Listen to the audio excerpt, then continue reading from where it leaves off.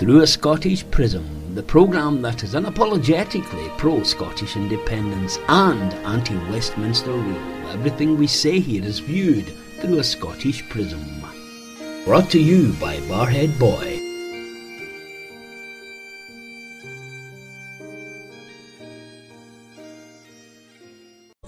Hi folks, and welcome back to Through a Scottish Prism. Nice to have you with me again. It's another week since we last spoke, and that means of course that we're another week closer to Scottish independence, the thing we all wait and strive for. So what's been happening this week as usual? Some good, some not so good, some quite laughable. But as always, we're going to look at this from Scotland's point of view and from what it means to us in the independence movement. So, Labour are up to their old tricks again.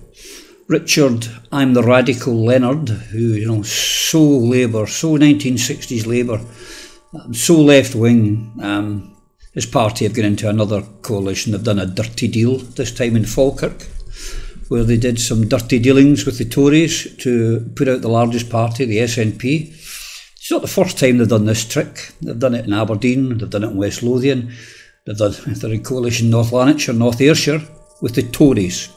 They'll tell you how bad the austerity is and how terrible it is, but they go into bed with them. And immediately we're found in places like Perth and Kinross, where they're closing schools and cutting back and everything they can, closing whatever they can, and it's being aided and abetted by the Labour Party. Let's never forget it. They are not called Red Tories in Scotland for nothing. They deserve it. It's the hypocrisy of the Labour Party. It just defies definition. It really does.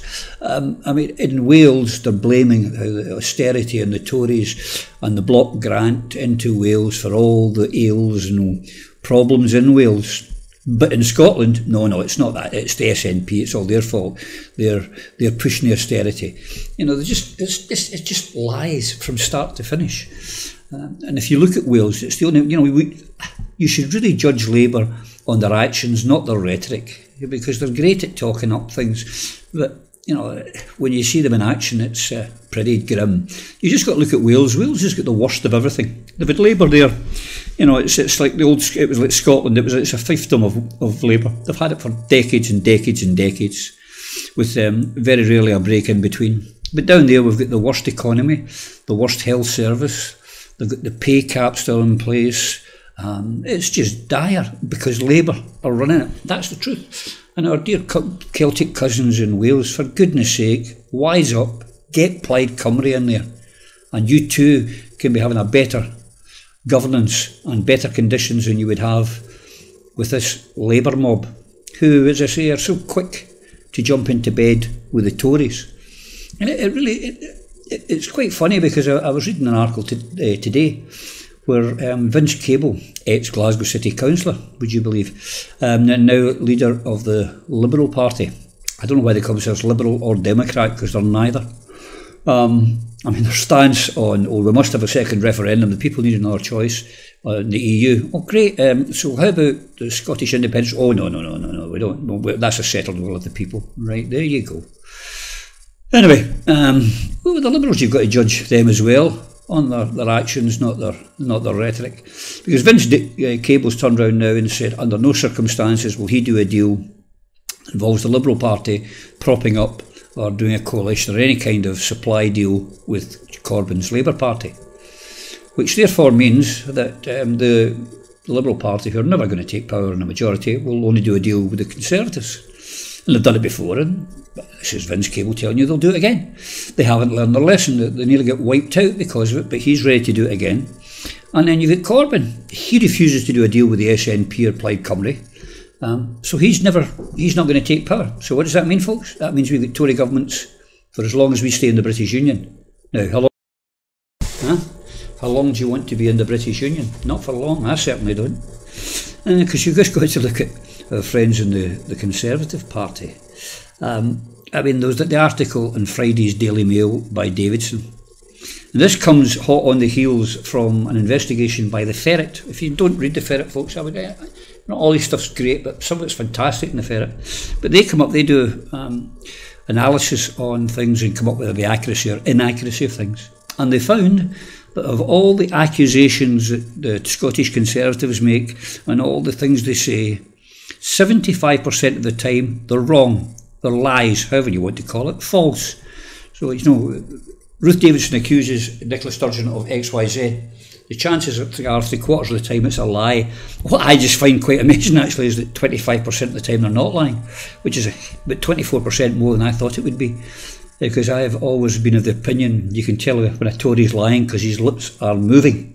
And she's no different. She wrote an article in Friday's Daily Mail about the most taxed part of the United Kingdom, these bad SNP, and banner headlines across the right-wing foreign-owned media and MSN, mainstream media, saying anyone over £26,000 will be paying more tax. And then they published a table on this where they showed quite clearly that it's £33,000 before anyone starts paying any more tax.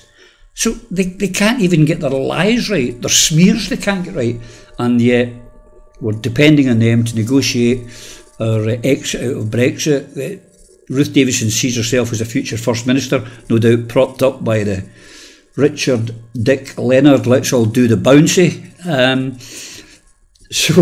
And of course wee Willie Winkie and his mob. It's just probably, they can't even smear properly, they can't run the place. And then the Tories again at work. Now, I'm not a conspiracy theorist, but I don't believe in coincidences. And here's the coincidence I don't believe in. Piddy's in Annan in wee Fluffy Mundell's constituency, part of the Youngs group, the seafood people, has just announced two things recently. The first thing they announced was that they'd won a contract to supply British salmon. Yeah, British salmon, yeah. If it's got a jack, put it back. The British salmon was to go into Marks and Spencer's, who think that Scotland no longer exists. So they won a big contract, and in the same week they then announced them, yeah, we've won this fantastic contract, give yourself a pat in the back, and by the way, you're paid off 450, and we're moving the jobs to Grimsby. As far as I know, you don't get a lot of salmon down that way, but you're going to get Scottish salmon down there now, getting slapped on with a Union Jack and sent off to Marks and Spencer's, and 450 people in Fluffy Mundell's constituency are going to lose their jobs. It's tragic, it's horrible. And in fact, I was reading, some guy was reading and said it's not just the 450, but ancillary jobs round about it. Cleaners, contractors, other people that supply and do things in there. It could be as much as 700, and in a wee place like Annan, that's a hefty blow. And here's the thing, Grimsby have been screaming for help. They voted, they were, I think, the largest majority for leave the EU. And then when the reality started to filter through to them how bad it was going to be, they ran to the Tories, and the government said, help, help, help, do something, do something. So here we have 450 jobs going direct from Scotland down to Grimsby, where they're going to pack the salmon that's caught in Scottish waters, transport it down to Grimsby, and then give it to Marks and Spencer's to sell as British salmon, or export it as British salmon to the world. Call me an old cynic if you like, but I think the way they look at it is, those Scots can do what they like, because they actually seem to think they can do what they like. And without sending down 13 Tory MPs, and half a dozen of those red Tories as well, they must be thinking, those mugs will do anything, they'll take any kind of nonsense. We can do what we like, so let's just take the jobs out there and send them to England. But hey, you can call me an old conspiracy theorist if you like, it's very possible. But I don't think so. And, when you're talking about England, I noticed as well, Diane Abbott had an article in The Guardian about it as well, but crime is massively up down in England. Really, it's at all-time high. Crime is up in the last year by 21%. The fact is they've paid off 20,000 police officers in England, but the crime's up by 21%. And in particular, violent crime and knife crime is very, very high and climbing all the time. In fact, there was a big gang fight or something in part of London during the week where 12 guys were found stabbed. They're all fighting among themselves, get stabbed.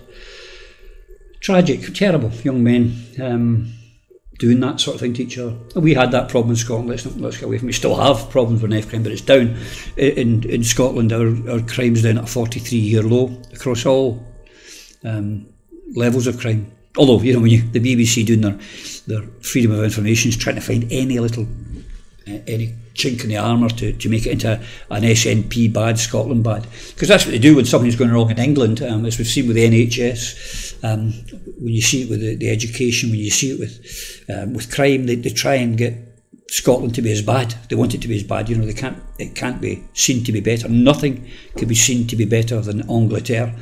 And that's one of the reasons that I've said it, I've written about it. One of the reasons why I believe the day we entered, as it was then, the common market, it was written in the stars that we were going to come out, because the Westminster mob cannot be told. They have the best of everything in their opinion, the best parliament, the best court, the best law, the best police, the best tennis tournament, the best horse racing, the Derby, the Grand National. Everything's the best Premier League, and Twickenham's the greatest ground in the world.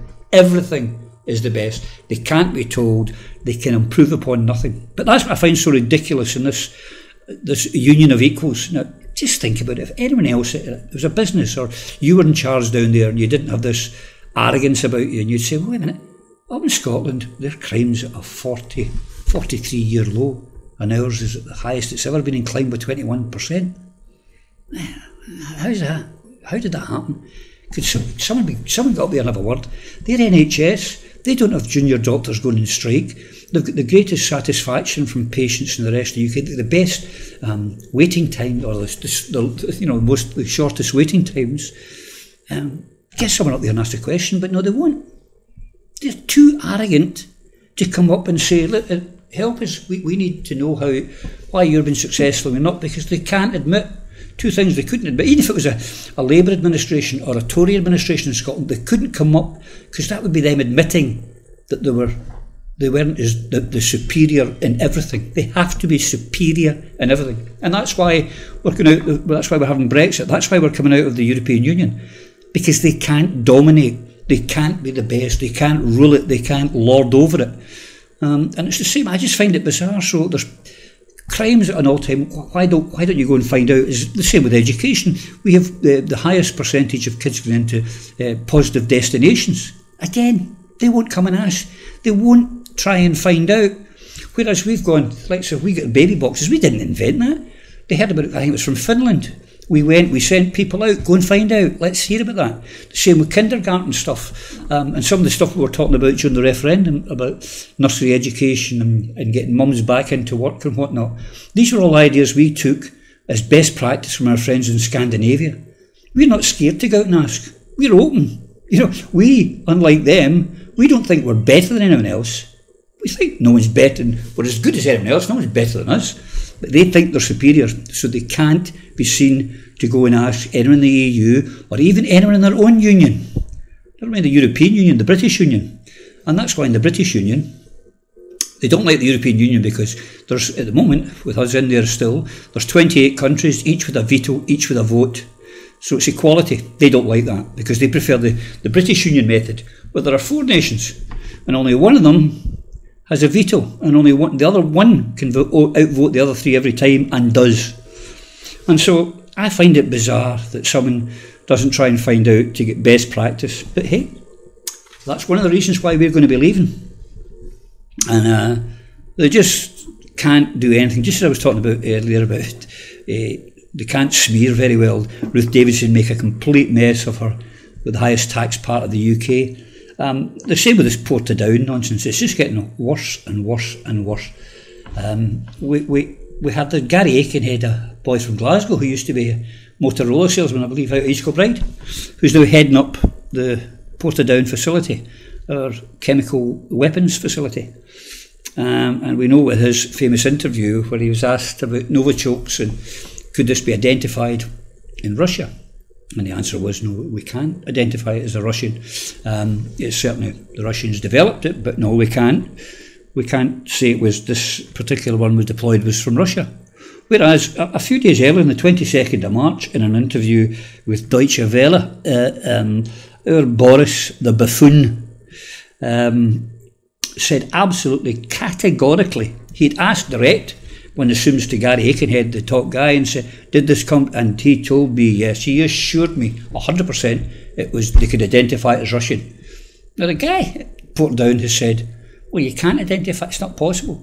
We've since heard Craig Murray again, who's been really the point man in this one, the expert. If you're really into this one, get onto Craig Murray's blog. He's been fantastic with this. But he found the guy whose name escapes me at the moment from Cornell University, one of the top world experts on these chemical weapons and viruses, etc., who said that there's up to 25 countries could be developing this. He, in fact, thought his senior students in the lab could produce this. And there's no markers to prove where or how it was made. So we've nearly had World War III because of this. And Boris is lying and he's still in a job. Now, it defies, and if you do that in your, if I was to do that in employment, or you were to do that in your employment, lie and put your business at risk, which we were doing by threatening the big bear in Russia. We're putting the whole country at risk. You're risking a nuclear war. You'd be fired. If you did something minor, even less than that, your job, you'd be fired. But she's so spineless, that woman. She won't sack him because everything is about the Tory party and Tory party politics. We're coming out of the European Union because of Tory party politics. Boris can't get sacked because, some of the right wing will turn on her. She's got to have a hard Brexit, otherwise the right wing will turn on her. She's got to pander to the dinosaurs, the knuckle draggers of the DUP, or she'll be out of power. It's all about the Tory party and them being in power. And they tell us how bad Russia is and how big bad Putin. Everything is, he fixed the elections, he rigged the elections, big bad Putin. He did this tried to kill the spy.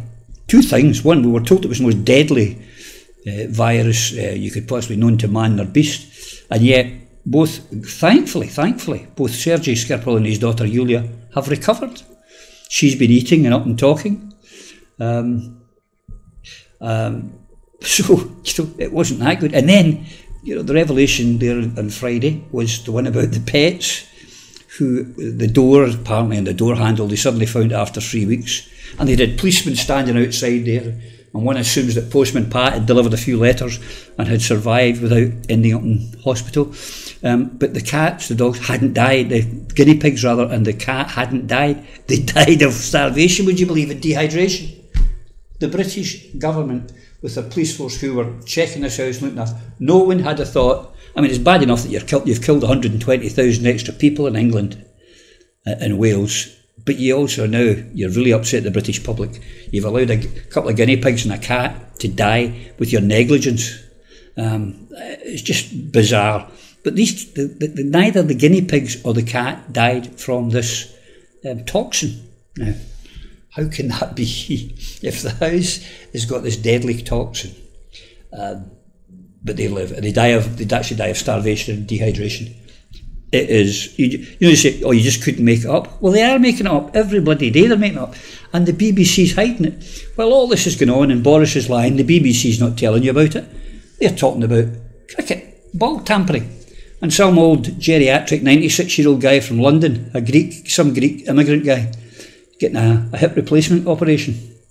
And meanwhile, his son and his second wife, divorcee woman, in Australia, getting told by Australians to sling their hook, they're not wanted, get out the country. You have to laugh. Well, I do. Showing my Republican tendencies here. And anyway, going back to Mr. Putin, who's this bad guy. I tell you, I feel safer with Putin than I do with Orange Face in the White House. He frightens the living daylights out of me. But Putin, not so. Not so much. And his people, we're told how undemocratic. He got a 77% vote. The rest of the Western world would give their right, and I mean, that's better than even our Nicola.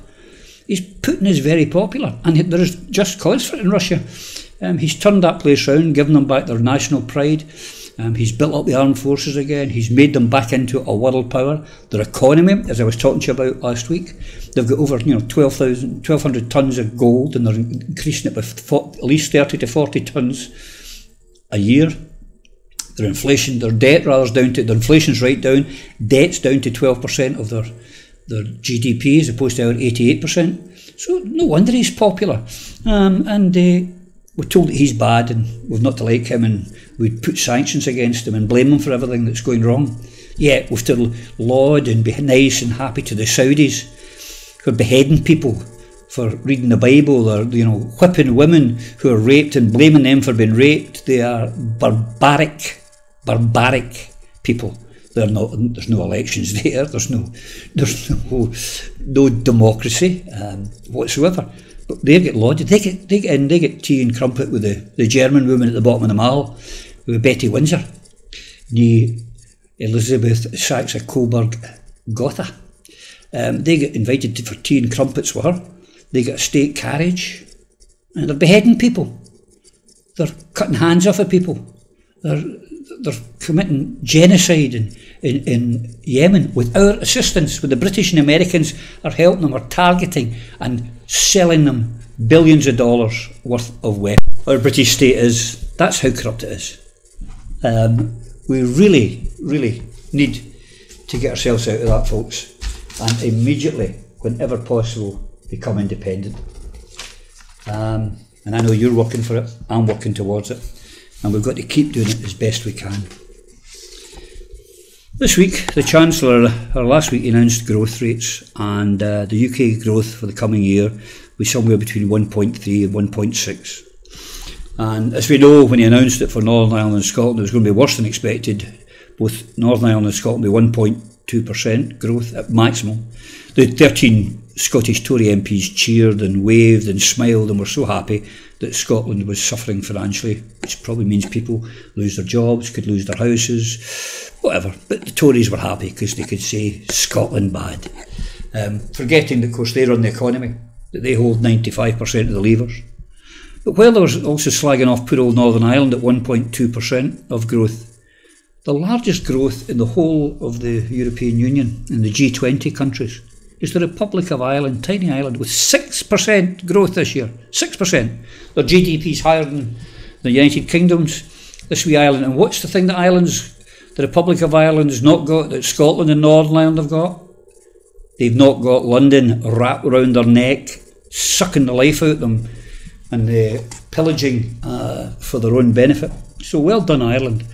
And it should be a lesson to us all that that's what we need to be aiming towards. If we get out, the smallest nations in Europe and in the world, in fact, are the ones that are doing the best. The Denmark, Swedens, Norway, Ireland, Luxembourg. These are all doing so much better than big, cumbersome, bloody Britain. We've got to get out, folks, and that's coming, because that's been the talk of the same this week, hasn't it? The referendum. When's it going to happen? Who's going to lead it?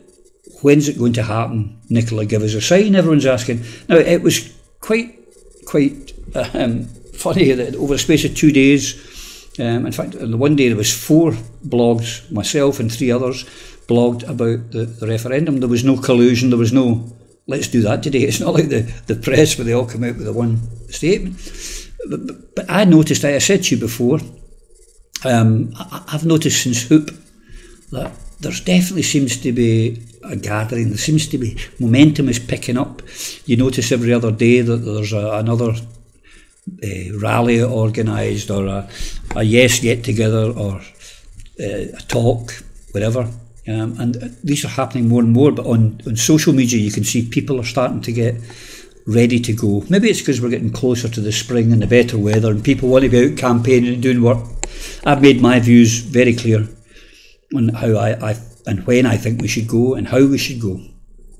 And some people, well, the majority I've found actually agree on timing.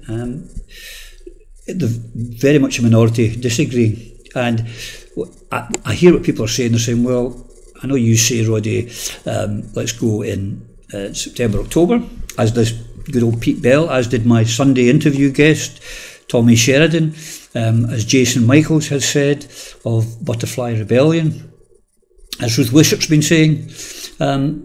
But someone come back and say, well, Nicola made a promise, and she said that she wouldn't until she got all the details of Brexit, and then the decision would be made. I hear that one, and I think it's a fair enough argument as such. But again, we know already. We know that the hit is going to be anywhere between a 2% hit in our GDP if we get a good, if we were staying in the single market and the customs union, which we know we're not, up to 8% of a hit on our GDP if we go out with a hard Brexit. and it's looking more like a hard Brexit than the soft Brexit, which is not going to happen. It's just not going to happen. So to put that into perspective, the financial crash took 2% off of our GDP, and you know the havoc that was ravaged throughout the country with a 2% hit our GDP. Imagine if it's 4 times as bad. So we know it's going to be, at minimum, even if this last minute they decide to go for the customs union and the single market, which, let's be honest, we don't think it is, the worst it's going to be as bad as the 2008 crash again. Do you really want to be there? So the First Minister knows that.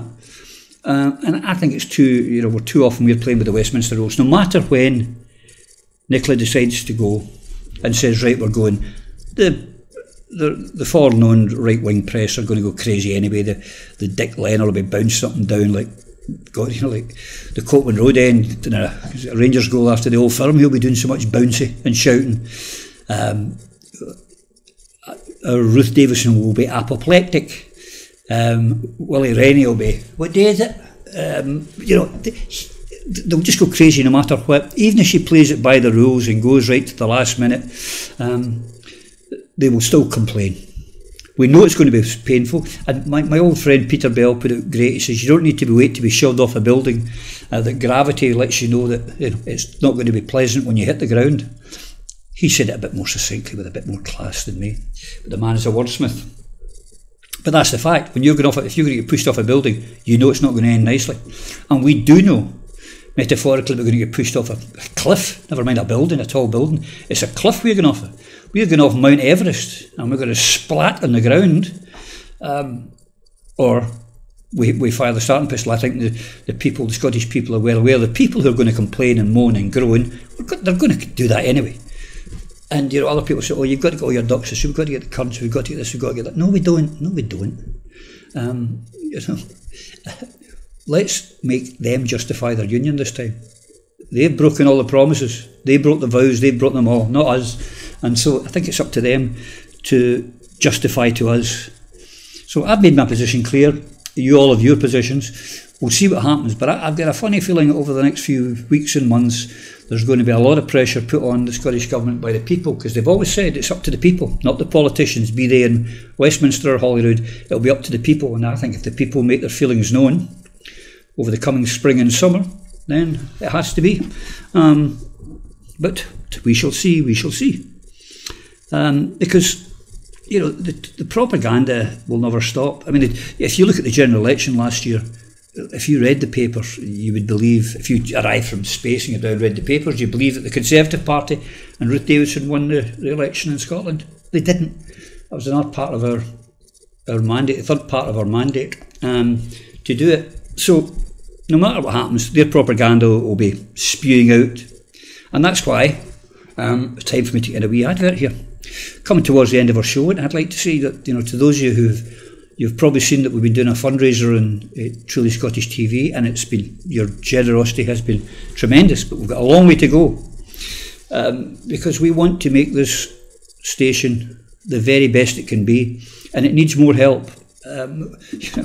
If you think that one documentary by the BBC, they invest something like £250,000 just to make one documentary, and they've got all sorts of things going. Well, we're trying on a shoestring to give you a service, to give you information that will help you to fight the fight for independence, and we need your help.